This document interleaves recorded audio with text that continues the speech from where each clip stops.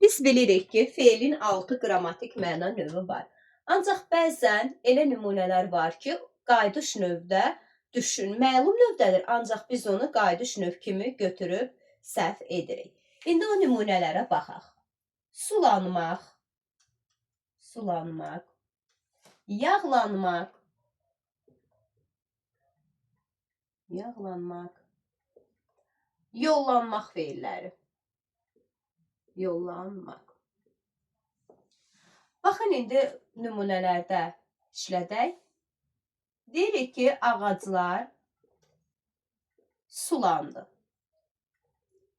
Bir də meyvələr sulandı. Məsələn, əriklər sulandı. Meyvənin özü, yəni ağacı yox. Meyvələr sulandı. Hər ikisində eyni feili işlətdik. İndi baxaq görək, burada hansı qrammatik məna növündədir? Suyu götürürük. Götürürük və ağacı nə edirik? Sulayırıq. Suladığımız zaman ağac artıq sulanmış olur.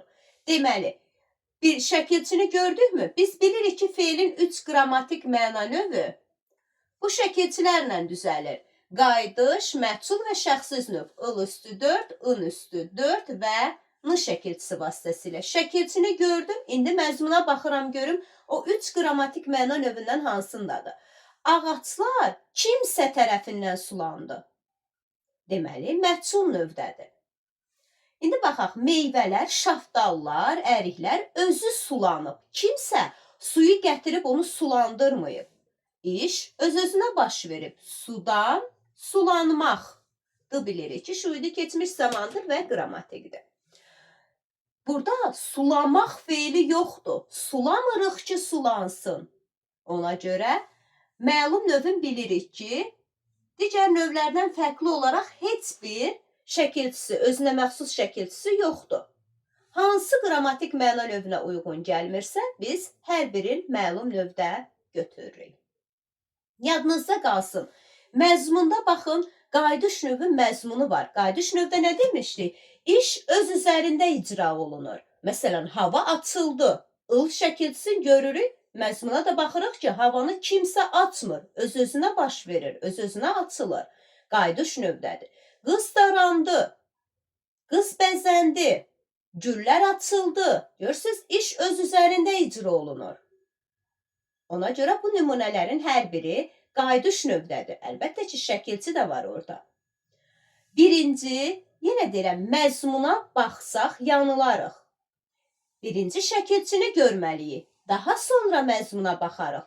Şəkilçiyə baxmadan götürsək, biz bunu qayıdışda götürərik. Deyərik ki, meyvələr öz-özünə sulanır. İş öz üzərində icra olunur. Amma şəkilçi yoxdur. Necə götürüm mən onu qayıdış növdə? İnanıram ki, bura qədər aydındır. Baxaq indi yağlanmaq feilinə. Yenə 2 nümunə qeyd edək. 1. Saçım yağlandı. Saçım yağlandı. 2. Tava yağlandı. Qab yağlandı. Yağlandı. Baxın, saçımı yenə deyirəm, yağı götürüb yağlamırıq ki, yağlansın. Öz-özünə iş baş verir. Məzmununda qayıdış növü məzmunu var. Yenə şəkilçi olmadığına görə biz onu götürə bilmərik. Bu da olacaq nədə? Məlum növdə. Ancaq tavanı, qabı nə edirik? Yağı götürürük, yağlayırıq. Yağladığımız zaman artıq yağlanmış olur. Yağlamaq feili olduğuna görə və kimsə tərəfindən iş icra olunduğuna görə götürürük nə? Məchul növdə. Daha sonra atam işə yollandı. Bir də deyirik ki, əşyalar və yaxud da kitablar yollandı. Baxın, elə bir ki, eyni nümunələrdir. Atamı işə biz yollamırıq. Ata özü yollanır. Məzmunda yenə qayıdış var. Ancaq şəkilçi olmadığına görə nə olacaq? Məlum növdə olacaq. Əşyaları yol vasitəsilə yollayırıq. Yolladığımız zaman artıq nə edir? Yollanmış olur. N şəkilçisini gördüm və kimsə tərəfindən olduğuna görə nə olacaq? Baxın, məhsul növdə. Düzdürmü? Necə ki, bu məhsuldaydı, bu da məhsul növdə olacaq. Əlavə bir nümunə qeyd edim.